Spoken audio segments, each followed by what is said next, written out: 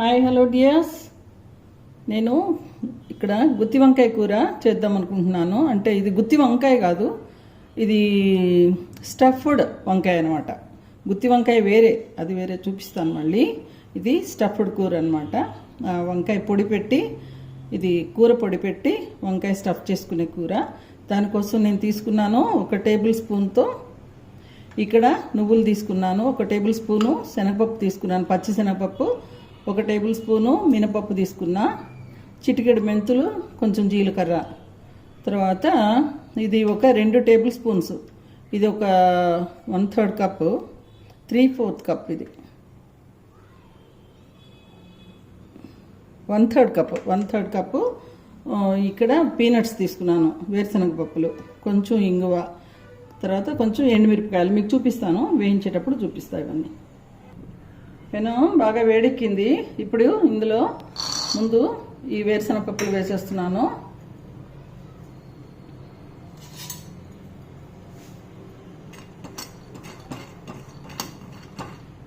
ఇవి కొంచెం బాగా వేగాలి. ఇప్పుడే అన్నీ కూడా వేసేసుకోవచ్చు. కొంచెం స్లో ఫైర్ మీద పెట్టుకుంటే బయట మాడకుండా లోపల నుంచి ఉడుకుతాయి. వీటిల్లో ఇవి మినపప్పు కూడా వేసేస్తున్నాను, మెంతులు, జీలకర్ర, శనగపప్పు కూడా వేసేస్తున్నాను. నువ్వులు చివర్లో వేస్తా. చూడండి, ఇవి వేరుశనగ పప్పులు మంచిగా వేగిపోయినాయి, పేలుతూ ఉన్నాయి. ఇప్పుడు నేను కొంచెం ఇంగువ వేస్తున్నాను, కొంచెంగా ఇంగువ.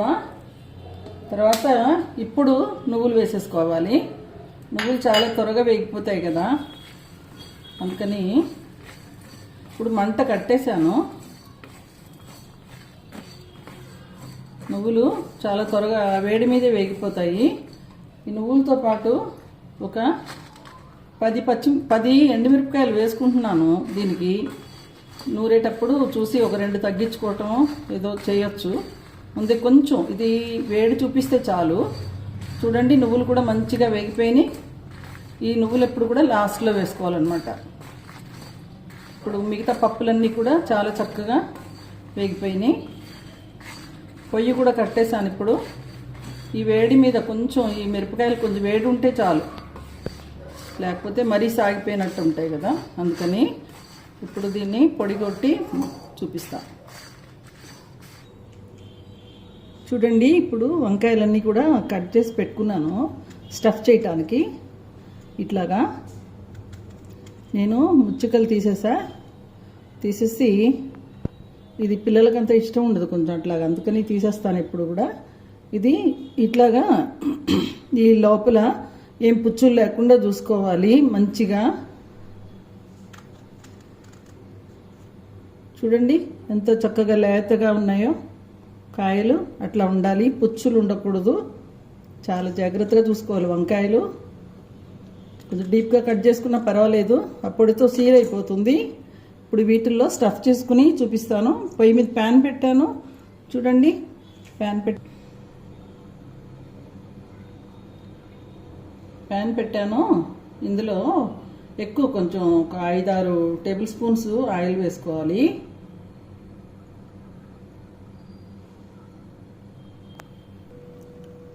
ఇప్పుడు ఇది బరకగా చేసుకున్న ఈ పొడిలో కొంచెం పసుపు వేస్తున్నాను. తర్వాత ఉప్పు కూడా వేస్తున్నా, 1 టీ స్పూను. తర్వాత ఇంకొక సగం 1.5 వేసాను. ఇప్పుడు ఇది కలిపి స్టఫ్ చేసి చూపిస్తా. చూడండి, ఇట్లాగా ఈ మధ్యలో ఇట్లా విప్పదీసి ఇట్లా స్టఫ్ చేసి మూసేస్తున్నాను. కొంచెం పొడి పక్కన పెట్టుకున్నా, మనకు అక్కర్లేకపోతే అది వేరేసారి వాడుకోవచ్చు, వేరే కూరల్లో కూడా. కావాలంటే మళ్ళీ తీసుకోవచ్చు, ఎందుకంటే తడవుతున్నాయి కదా ఇవి. ఇట్లా పెడుతూ ఇట్లాగా మొత్తం శుభ్రంగా స్టఫ్ చేసేసుకోవాలి. ఇట్లాగా విడదీసి లోపల కూరేస్తే మంచిగా బయటికి రాకుండా తడికి ఉండిపోతాయి. నూనెలో వేసి వేయించేటప్పుడు సీల్ అయిపోతాయి. చూద్దాం. చూడండి, స్టఫ్ చేసిన వంకాయల్ని ఇట్లాగా మొత్తం అరేంజ్ చేసి పెట్టేసుకుందాం. కొంచెం సేపు కదపకుండా కాసేపు వేసిన తర్వాత మూత పెట్టేస్తే అవి కొంచెం ఇంకా బాగా సీల్ అయిపోతాయి.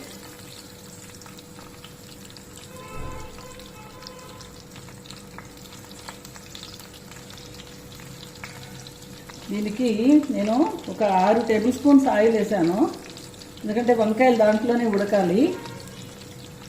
అందుకని ఇప్పుడు ఇలా పెట్టేసేసి దీన్ని మూత పెడతా. కాసేపు మూత పెట్టేసి చూపిస్తాను. కాసేపు మగ్గుతాయి అన్నమాట.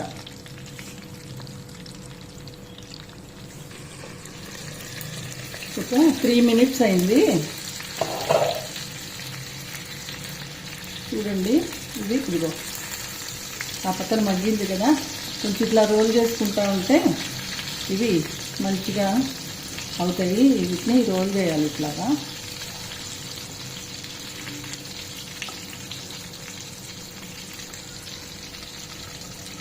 అన్ని పక్కల ఉడికిపోవాలన్నమాట. ఇది చూడండి, చక్కగా మగ్గుతున్నాయి.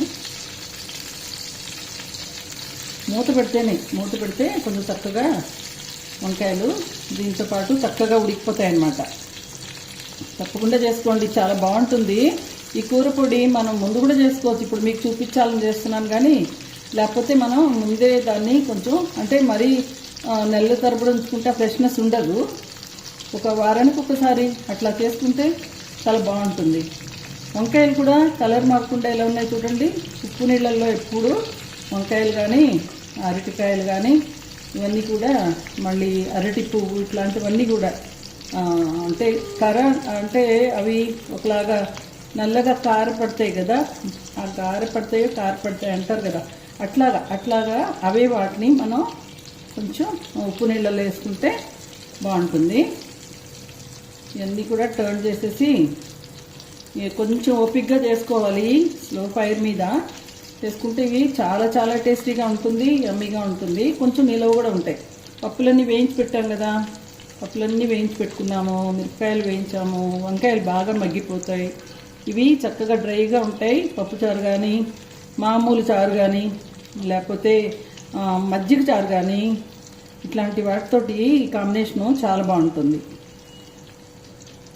ఇప్పుడు మళ్ళీ కాసేపు మూత పెట్టేద్దాం.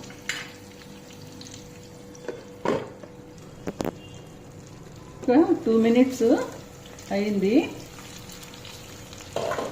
చూడండి, ఇది మళ్ళీ ఇట్లాగా మనం ఇప్పుడు కొంచెం ధైర్యంగానే మనం చేసుకోవచ్చు. అవన్నీ కూడా సీల్ అయిపోయినాయి కదా, ఇట్లా చేసుకోవచ్చు, ఇట్లా చేయొచ్చు. మళ్ళీ అన్ని పక్కల తిప్పుకోవాలి. అన్ని పక్కల రోస్ట్ అయితే బాగుంటాయి. ఇవి వంకాయలు కూడా లేతగా చూసుకోవాలి. మరి ముదురు వంకాయలు, గింజ వంకాయలు అయితే అంత బాగుండవు. కొంచెం చిన్న వంకాయలు చూసుకోండి. మంచి వాసన వస్తుంది, కానీ ఇది స్లో ఫైర్ మీద కొంచెం టోటల్గా ఒక 10-15 మినిట్స్ అయినా దీని మీద ఉడుకుతుందన్నమాట. ఉడికిన తర్వాత మనం చూసుకుందాం. ఇప్పుడు మళ్ళీ కాసేపు మూత పెడతాను. కాసేపు ఇట్లా చూసుకోవాలని చెప్పడం కోసం ఓపెన్ చేశాను. నేను అప్పుడప్పుడు చూస్తూ ఉంటా, వదిలేసేయకూడదు. అన్ని పక్కల మనకి రోస్ట్ అవ్వాలి కదా. చేద్దాం. ఇప్పుడు ఇంకొక 5 నిమిషాలు నేను వీటిని చూస్తూ కలుపుతూ చేశాను. చూడండి, ఉడకడానికి ఒక 20 మినిట్స్ పడుతుంది టోటల్గా. మంచిగా వేగిపోయినాయి. చూస్తున్నారు కదా ఎంత మెత్తగా అయిపోయినాయి కదా. ఇవన్నీ ఇట్లాగా అయిపోయినాయి. ఇప్పుడు ఇది నూనె ఎక్కువగా ఉంది కదా, అంటే ఒక 6 టేబుల్ స్పూన్స్ వేసాను, కానీ ఈ ప్యాన్కి కొంచెం నూనె బయటకు వస్తూ ఉంది. దీన్ని కొంచెం మనం తీసి పక్కన పెట్టుకుంటే ఏదైనా పులుసు కూరల్లో కూడా వేసుకోవచ్చు. ఇమ్మీడియట్గా చేసుకునే వాటిల్లో పప్పుచారులో వేసుకున్నప్పుడు ఈ పప్పులన్నీ వేగినాయి కనుక ఈ రుచి చాలా బాగుంటుంది. ఇది కొంచెం తీసేస్తాను. కొంచెం నూనె తీసుకున్నాను. చూడండి, చూస్తున్నారు కదా. ఇది నూనె తీసేసాను, ఎందుకంటే మనం ఇందులో ఇప్పుడు కొంచెం ఈ పొడి వేసుకోవాలి. పైన పొడి వేసేసి వెంటనే ఆఫ్ చేసేద్దాం. ఈ పొడిలో మనం నువ్వులు, ఇది వేరుశనగ పప్పు వేసాం కదా, అందుకని చెప్పి అంత నూనె అనవసరం. ఆ నూనెని మనం దేనికన్నా కూడా ఏ కూరలో అన్నా కూడా సాంబార్లో కానీ వాటిలో వేసుకుంటే చాలా బాగుంటుంది. ఇట్లాగే ఉంటే చాలు. ఇవి ఇట్లాగా మళ్ళీ కాసేపు మూత పెట్టేస్తా. వీటితో పాటు కొంచెం ఇదవుతుంది. స్టవ్ ఆఫ్ చేసేస్తాను. పప్పులన్నీ వేగినాయి కనుక మరి మాడకూడదు, మాడిపోతే రుచిపోతుంది. ఇట్లాగా పప్పులు తగులుతూ ఉంటాయి, అన్నంలో కలుపుకోవడానికి బాగుంటుంది. చక్కగా ఉడికిపోయినాయి అన్నీను, బాగా అంటే వేగిపోయినాయి బాగా. చూడండి, ఇట్లా నొక్కుతుంటే మెత్తగా అయిపోతున్నాయి కదా. ఇట్లాగా